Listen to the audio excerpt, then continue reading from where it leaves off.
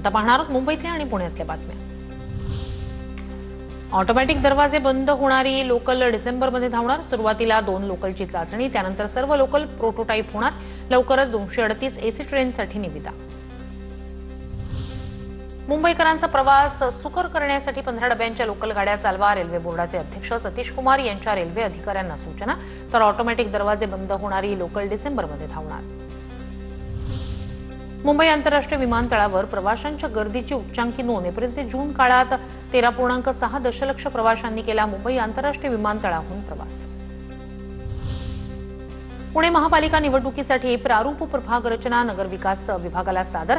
नव्या प्रारूप प्रभाग रचनेनुसार 42 प्रभागांची निर्मिती। 2017 नुसारच प्रभागांची रचना करण्यात आल्याची माहिती। यंदाच्या गणेशोत्सवावर महागाईचा बोजा। लहान ते मोठ्या अशा सर्वच गणेश मूर्तींच्या किमतीत लक्षणीय वाढ। लहान मूर्तींच्या किमतीत 25 ते 30%, तर मोठ्या मूर्तींच्या किमतीत 30 ते 40% वाढल्याची माहिती।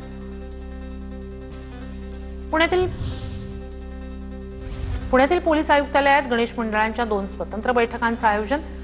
आम्हाला समोसा आणि मानाच्या गणपती मंडळांच्या प्रतिनिधींना व्हेज बिर्याणी का?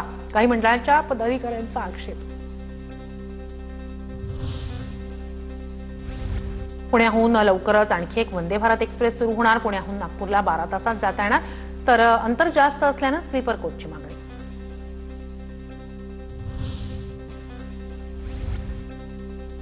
पुण्यात उड्डाणपुलाच्या कामामुळे सिंहगड रस्त्यावरील वाहतुकीत बदल। सिंहगडहून स्वारगेटकडे जाण्यासाठी तसंच इनामदार चौकातून विश्रांतीनगरकडे जाण्यासाठी पर्यायी मार्ग। वाहतूक विभागाकडून पर्यायी मार्ग वापरण्याचं आवाहन।